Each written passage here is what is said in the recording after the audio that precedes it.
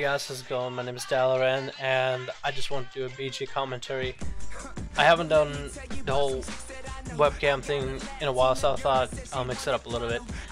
And I got some of the things to talk to you about. First of all, I want to discuss E3. I want to discuss Rogue Towns, but we'll wait on those. First of all, I want to talk to you about Nostalga. Listen to the songs that you're listening to this video. This is some of the songs that I started with when I started my YouTube channel. I've never really been a fan of hip-hop up until I started searching for music to use in my videos, and that's when YouTube was still, copyright heavy. So I was looking for everything I could, and I've grown to like hip-hop because there's a lot of hip-hop songs that were copyright free, and I found the ones that I enjoyed, and I was able to apply my own music, and YouTube was fine with it because it was copyright free, and still is. Don't have any claims erased out of it. And that's the stuff I used to use way back in the day when I was on Warmest Accord Horde. I was a Blood Elf. I was on an RP server. Warmest Accord is an RP server, and I was in one of the few PvP guilds that actually did PvP stuff. We did RBGs, and that's when I got to 1800 in RBGs. And I didn't even know about the gear that you can get from it. The one in Area 52. But it's just this music brings up a lot of nostalgia, and I'm gonna be in that kind of nostalgia mood for the rest of the night, or for the rest of the video at least. Why not for the rest of the night? Another thing that I want to bring up now is E3. Like, if you have been keeping up with E3, it's pretty spectacular, it's pretty fantastic. So far I've seen the Xbox One booth. You're gonna be seeing PlayStation and probably Wii. It's big on consoles, it's not really a PC deal for the most part, unless it brings something out for PC. A lot of the games are going to be cross-platform as is anyway. The trailers is what I want to talk to you about. The trailers for those games are fantastic. Like, some of the best trailers I've ever seen, and some of those games that are just console only, I won't really be able to play because I don't play console. Back in my day, I did play console. So the games like Halo, Dragon Age, Fable, even Witcher.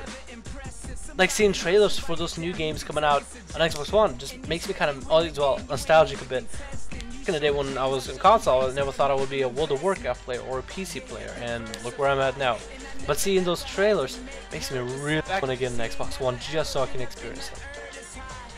I'm pretty sure, I'm hoping Witcher and Dragon Age Inquisition are on PC.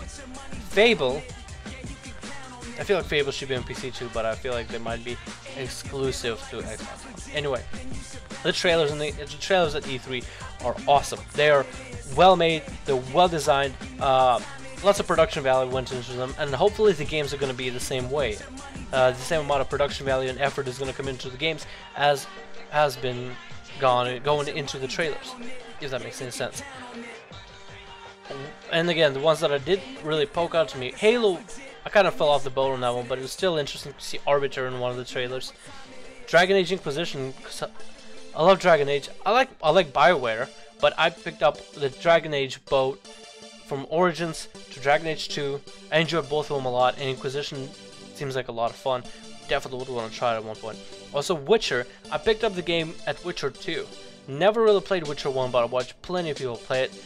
Kind of know the story, sorta.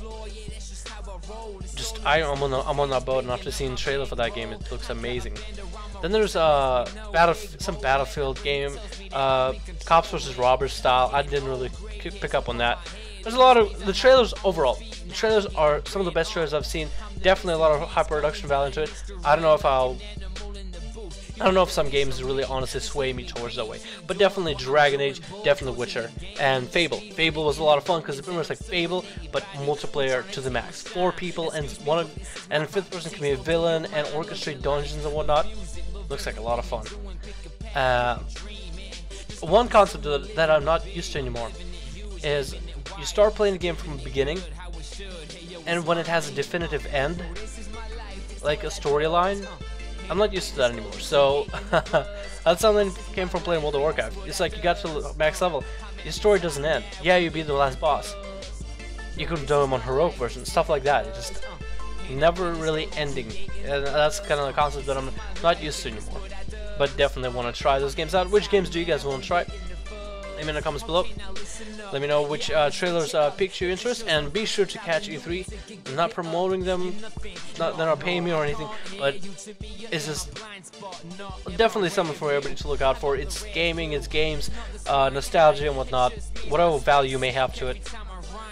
Last thing I want to talk to you about is rogue talents. One thing that I haven't been seeing on YouTube much is the Warlords of Draenor Alpha level 100 rogue talents, and the only person that has posted anything on it thus far, other than various live streamers that they get into the alpha, Hodded made a video showcasing the talents for rogues. He made it on Subtlety, but honestly, Subtlety, Assassination, Combat won't be that much different from one another, and they never have. I don't think they will. Some perks and whatnot, but not the basic gameplay. Definitively not different. Anyway, there's 3 talents. There's the Poison Zen, Master Zen, the one on the very left. Increase your energy by 15%, plus 5% energy regen for every person poisoned, up to maximum of 3. That's a great talent for PvP. First of all, increase your energy so you have the resource pool to start with, and then energy recovery. Because in PvP, most likely you're going to have poison on one person. You're not going to spread it to everybody, because you will be CCing people. So that one's really good for PvP.